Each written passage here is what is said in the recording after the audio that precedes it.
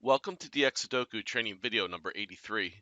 In this video, the puzzle solving technique called Bivalue Elimination will be discussed. This video has 4 prerequisite videos listed here.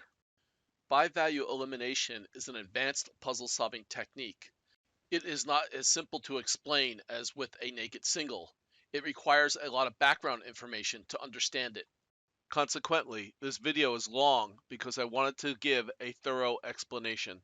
Please be patient as you watch it because it will take some time to get to the good stuff. Bivalue elimination is a mashup or combination of 2 advanced puzzle solving techniques. First, the way simple colors type 2 or the special case logic works is being used by bivalue elimination. And second, the way alternate inference chains are created is also being leveraged. But unlike both of these techniques, bivalue elimination is used to set a value for a single cell. And in the special case of bivalue elimination, every cell gets set to a value and the puzzle is solved. I've researched many other advanced puzzle solving techniques off many different wiki pages, but as far as I can tell, bivalue elimination is of my own creation. But I have yet to read every wiki page available on the internet.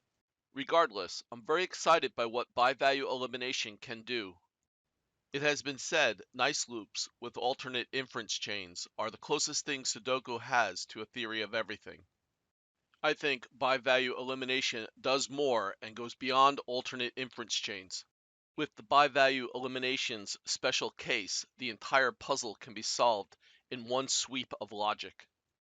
Compared to many of the advanced puzzle-solving techniques, bivalue elimination is easy to learn. However, as with all puzzle-solving techniques, bivalue elimination will require practice to become good at using it.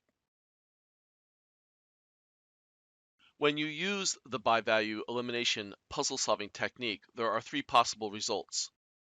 First, the chaining sequence stalls. If this happens, you have to pick a new starting cell for the chaining sequence. Second, when creating the chaining sequence, a contradiction occurs. What is a contradiction will be explained as part of the next section of this video. When a contradiction occurs, you set the starting cell of the chaining sequence to a value. And third, the chaining sequence completes with every possible candidate in every cell. This is the bivalue elimination special case, when you can solve the entire puzzle in a single sweep of logic. As you will see, what is interesting about the bivalue elimination puzzle solving technique is every candidate in every cell is used in the chaining sequence. This is accomplished by using weak and strong links whenever possible until the entire chaining sequence succeeds or fails. You can use bivalue elimination to solve the hardest puzzles. However, harder puzzles will require multiple uses of this technique. The Part 2 video for bivalue elimination will demonstrate the solving of several super extreme puzzles. Consider the following Sudoku being shown in the Sudoku program. This puzzle has 29 givens, 52 open cells, and a total of 180 pencil marks. We are now showing the summary window for this puzzle. In addition to the 7 base puzzle solving techniques, this puzzle has 1 swordfish, 1 2-string kite, 1 W wing, and 3 XY chains, all needed for solving the puzzle. It has a Sudoku rating of unfair with a score of 1,778. So this is a pretty hard puzzle by most standards. Before we begin the demonstration of using the bivalue elimination technique, we will first get all the easy stuff out of the way. We could start using the bivalue elimination technique at any time, but the fewer pencil marks in the puzzle, the less time it will take to solve the puzzle. We are now showing the solution path window for this puzzle. We right-click over the W wing in the solution path and select Solve All Before from the pop-up menu. Sudoku is now showing a W wing as the next hint in the puzzle. We click on the Cancel button. Next, to begin doing a bivalue elimination, we need to pick a starting cell for our chaining sequence. To do this, we highlight all the bivalue cells by clicking on Sudoku's XY button. All the bivalue cells are now highlighted in light green. By value is just a fancy term for when a cell has exactly 2 pencil marks. Pencil marks are also known as possible candidates or just candidates. At this point in the solution, there are a total of 17 by-value cells in this puzzle. For now, we are going to try each by-value cell as a starting cell from left to right, top to bottom, until we solve the puzzle. Later in this video, a better way for picking the starting cell will be presented. We update our by-value elimination algorithm text to include picking the starting cell. We will be using Sudoku's cell candidate coloring feature for creating our chaining sequence. From the View drop-down menu, select the Active Cell menu command. You should see Sudoku's coloring palette in the lower right corner. We select the gray swatch for cell background color and then click on cell 1, 1. The background of the cell is now gray. We then click on the dark purple candidate color, and in cell 1, 1, we click on the 3 candidate to color it dark purple. We then click on the dark green candidate color, and in cell 1, 1, we click on the 5 candidate to color it dark green. We click on the XY button to stop highlighting all the by-value cells. We now have our starting point for the by-value elimination chaining sequence. The 3 in cell 1, 1 is colored in dark purple, meaning that it is off or false. The 5 is colored in dark green, meaning that it is on or true. We update our algorithm notes to include a notation for the starting cell. This notation is read as the 3 in cell 1, 1. The gray background color for cell 1, 1 has special meaning. It not only indicates the first cell in the chaining sequence, but it also is called the premise cell. This premise or assumption is essential in our logic for deciding which value we pick for cell 1, 1. There are strong and weak links between candidates within all open cells. In cell 1, 1, there is a strong link relationship between the possible 3 candidate and the possible 5 candidate. This relationship is the first link in our chaining sequence. We update our algorithm notes to include the first link in the chaining sequence. This notation is read as, from the 3 in cell 1, 1, there is a strong link relationship with the 5 in cell 1, 1. As a result, the 5 in cell 1, 1 is colored in green because it is now on. We are now going to build our chaining sequence of strong and weak links using every cell and every pencil mark in the puzzle. We begin by highlighting all the cells having a possible 5 candidate in light green. Since the 5 candidate in cell 1, 1 is on, we have a weak link relationship with the 5 candidate in cell 1, 5. So we color the 5 in cell 1, 5 in purple to indicate that it is off. The weak link relationship exists because there can only be one cell having a value of 5 for the house making up row 1. Of course, coloring the candidate in dark green means we are pretending cell 1, 1 has been set to a value of 5. We update our notes with the new weak link. Notice the double minus sign to indicate we have a weak link between cell 1, 1 and cell 1, 5 with the possible 5 candidate.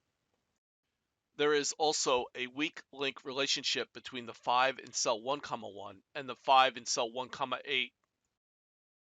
We color the 5 in cell 1, 8 in purple, and we update our notes with this new weak link in our chaining sequence. Next, we highlight all the cells having a possible 3 candidate. When we look at the house making up row 1, there are only 2 cells having a possible 3 candidate. Since there has to be at least one cell having a value of 3 in the house making up row 1, there is a strong link relationship between the 3 in cell 1, 1 and the 3 in cell 1, 8. We color the 3 candidate in cell 1, 8 in green to indicate the number 3 is on, and we update our notes. Notice the possible 4 candidate in cell 1, 8. There is a weak link relationship between the 3 and 4 in cell 1, 8, so we color the 4 candidate in purple and update our notes. Whenever we color a candidate green in a cell, we color all the other remaining candidates in purple because only one candidate can be on at any given time. There can only be one value of 3 in a house making up column 8, so we color the 3 candidate in cell 2, 8 in purple and update our notes. Since there is only one remaining candidate not colored purple in cell 2, 8, this means the one remaining candidate must be on. The possible 5 candidate in cell 2, 8 is now colored in green to indicate it is on, and we update our notes. We update our by-value elimination algorithm text to include how to build the chaining sequence. We return back to having the possible 5 candidates highlighted. We add the links for cell 3, 8, and we update our notes. Now take a closer look at the house making up row 3, which has 2 cells having a possible 5 candidate. Since the 5 in cell 3, 8 is off, then the 5 in cell 3, 1 must be on and is now colored in green. But now we have a problem. Take a closer look at the house making up column 1. We have 2 cells with the possible 5 candidate colored in green. Having 2 cells set to the same number in the same house is a contradiction. Contradiction meaning this is contrary to our assumption we have a valid puzzle with only one of each number in each of the 27 houses. This means our original premise is false. In this chaining sequence, our original premise was the 3 in cell 1, 1 is false. So we must conclude cell 1, 1 must have a value of 3. We right-click over cell 1, 1 and choose Make 3 from the pop-up menu. And another by-value cell bites the dust. Sudoku is showing the 3 in cell 1, 1 in blue, meaning we have chosen the correct value for the cell. If the 3 in cell 1, 1 were red, it would mean we made a mistake in choosing it as the value of the cell. This example covers the basics of using by-value elimination. We made an assumption, and we found a contradiction. And as a result, we were able to set our starting cell to a value. We update our by-value elimination algorithm text to include what to do if we encounter a contradiction in our chaining sequence. But be aware, it is easy to make a mistake the first few times you use this technique. It takes a lot of practice and a lot of discipline to be careful as you color each candidate. There are 3 types of contradictions. The first type is we have 2 of the same number in the same house, as in this example. The second type we will demonstrate shortly. The third type of contradiction will be demonstrated in the by-value elimination Part 2 video. Here is the second type of contradiction. By choosing to color the candidates in a different order, we would have ended up with this chaining sequence. Take a closer look at the house making up row 3. All the possible 5 candidates are colored in purple. Not having at least one of each number in each house is a contradiction to the premise we have a valid Sudoku puzzle. The order you color the candidates does not matter. When a contradiction occurs, it cannot be stopped. The by-value cell in 1, 1 is going to be eliminated and set to a value of 3, no matter which chaining path you choose. After setting the 3 in cell 1, 1, we clear off any easy stuff like naked or hidden singles from the puzzle. This time we find only a hidden single and we update our notes. We are now ready to do another round of by-value elimination, although this time it will not take as long. We are currently showing the by-value cells again. Rather than try each by-value cell from left to right, top to bottom, we are going to pick the starting cell with a different method. We update our by-value elimination algorithm text to include our new method for picking the starting cell. All the cells having a possible 1 candidate are now highlighted in light green. To pick a good starting cell, we are looking for a by-value cell where both candidates add one strong link to the chaining sequence right from the start. Cell 6, 2 has what we are looking for. For the 1 candidate in cell 6, 2, there's a strong link we can use in our chaining sequence. All the cells having a possible 6 candidate are now highlighted in light green. For the possible 6 candidate in cell 6, 2, there is also a first strong link we can use in our chaining sequence. So cell 6, 2 is a good candidate for having a successful chaining sequence. We have chosen a starting cell for our next by-value elimination chaining sequence, and we update our notes. At this point, we are ready to build another chaining sequence. We begin building the chaining sequence.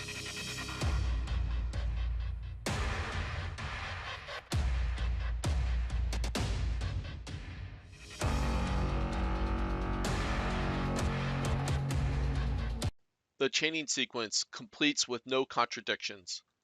Notice how every candidate in every cell is participating in our chaining sequence. This is the bivalue elimination special case. When this happens, we choose every green candidate as the value of its cell. We stop pretending the 6 in cell 6, 2 is green and choose 6 to be the value of the cell because our chaining sequence proved it. We right-click over the starting cell and choose Make 6 from the pop-up menu. As you can see, the 6 in cell 6, 2 is colored in blue, indicating we have chosen the correct value for the cell. We choose all the green candidates for each open cell. The puzzle is now completely solved. We just solved an Sudoku puzzle having a difficulty level of unfair with a difficulty score of 1,778. It's time to say goodbye to XY chains. We update our bivalue elimination algorithm text to include what to do when the chaining sequence completes. Although this first example took a long time, I have solved some extremely difficult puzzles in a very short amount of time using bivalue elimination. Up to this point, we have built our chaining sequence using only strong and weak links from one cell to the next. In the next section of this video, a different way of coloring cell candidates will be demonstrated. Consider the following bivalue elimination chaining sequence in progress. There is a whole lot more to building the chaining sequence than you might think. Focus on the house making up block 3 and the house making up row 2. Since the 6 in cell 3, 7 is colored in purple, a pair of 6's in cells 2, 8 and 2, 9 form a group node. In the house making up block 3, there has to be at least one 6 candidate colored green. These two 6's form a set of locked candidates, so there cannot be any other cells in row 2 colored green for the possible 6 candidate. If the other 6 candidates cannot be green, then they must be purple. We color the 6th candidate in cell 2, 4 in purple, and we update our notes to show the group weak link. Consequently, the 3 in cell 4, 6 can be colored green because it is the last remaining candidate in the cell. We update our notes to show the group node strong link in cell 2, 4. Also notice we have a group node strong link popping up with the possible 6th candidate in the house making up column 4. It's really important and helpful to highlight a possible candidate in the remaining open cells as you build out your chaining sequence. In this example, when working with the possible 6th candidate, we highlighted all the cells having a possible 6th candidate in light green for reference. Highlighting the cells this way as you build out the chaining sequence greatly reduces the chances of making a mistake. Many times, whenever I color a candidate green, I immediately highlight all the cells for that candidate so I can set up the weak links correctly. In addition to simply adding strong and weak links, other tactics like locked candidates demonstrated here can help us build out our chaining sequence. These special tactics are especially useful and most likely required when solving extremely hard puzzles. Consider the following bivalue elimination chaining sequence in progress. All the cells having a possible 4 candidate are now highlighted in light green. Take a closer look at the house making up row 3. Notice how the 4 and 9 candidates not colored yet in cells 3, 4 and 3, 6 form a naked pair. Based on this naked pair, we find 4 candidates in the house making up row 3 we can color purple. We color the 3 candidates in purple and update our notes with the 3 group node weak links. Now take a closer look at the house making up row 9 and the house making up block 9. Notice how the 4 and 7 candidates not colored yet in cells 9, 7 and 9, 8 form a naked pair. Based on this naked pair, we color a bunch of candidates in purple and update our notes with several group node links. When building out our bivalue elimination chaining sequence, finding naked pairs with candidates is quite useful. Consider the following bivalue elimination chaining sequence in progress. Concentrate on the house making up row 5. Cells 5, 1, 5, 5, and 5, 9 form a 4, 5, 6 naked triple. These three cells and candidates form a group node weak link with the 4 and 6 in cell 5, 8. We color the 4 and 6 in cell 5, 8 in purple and update our notes. Since the 8 is the only remaining candidate in cell 5, 8, we can color it green. We color the 8 in cell 5, 8 in green and we update our notes. So we just added the naked triple to our arsenal of tools for building out the chaining sequence. Consider the following by-value elimination chaining sequence in progress. All the cells having a possible 1 candidate are now highlighted in light green. Because of the 1 candidates colored in purple in rows 7 and 8, an X-wing pattern is created with the candidates that have not yet been colored. We can use this X-wing pattern to color 3 of the possible 1 candidates in block 5 purple. We color the 3 candidates in purple and update our notes. We add the X-wing to our arsenal of special tactics. Building up the by-value elimination chaining sequence is like having a Sudoku puzzle within a Sudoku puzzle. It seems to me solving a Sudoku puzzle at the second level is easier to do than solving it at the first. This is because when solving a Sudoku puzzle at the second level or candidate level, we have many more green values being set when building out our chaining sequence. We update our by-value elimination algorithm text to include looking for lock candidates, naked pairs, naked triples, and X-wings when creating the chaining sequence. So far in creating chaining sequences, all I've ever used is these 4 techniques. I imagine other puzzle-solving techniques like naked quads, skyscrapers, and X-chains could be used at the candidate level. At this point, you have seen the case when a chaining sequence has a contradiction. And second, you've seen the case when a chaining sequence has completed. Next, the case when a chaining sequence stalls will be demonstrated. Consider the following by-value elimination chaining sequence in progress. Cell 1, 6 is the starting cell with the 4 candidate as the starting candidate. In this example, the chaining sequence has stalled. There are no additional strong links present to continue the chaining sequence for any of the candidates colored in purple. At this point, there is nothing to do other than pick another by-value cell to be the starting cell. Remember, you can always try the other candidate within the same by-value cell to be the starting candidate of the chaining sequence. We update our by-value elimination algorithm text to have what to do when the chaining sequence stalls. Generally, puzzles having higher difficulty levels have a greater chance of chaining sequences stalling. Make sure you pick a good starting cell. At this point in the puzzle, cell 4, 2 is a good choice. This is because cell 4, 2 has 1 strong link for each candidate to start the chaining sequence. So what have we learned? We learned the basics of using by-value elimination. We learned contradictions can be powerful tools in Sudoku. We solved a very hard puzzle having a difficulty score of 1,778. We brought our consciousness to a new level by learning how to solve a Sudoku puzzle at the candidate level. We learned special tactics for building out our chaining sequence, and we learned how to choose our starting cell wisely. In the Part 2 video, the solving of 3 super extreme puzzles will be demonstrated. One with a 9,000, 12,000, and 19,000 level of difficulty. Also, at the end of the Part 2 video, by-value elimination puzzle-solving technique limitations will be discussed. This concludes dxSudoku training video number 83. Please support my efforts by purchasing my book on Amazon. Thank you for buying, and thank you for watching.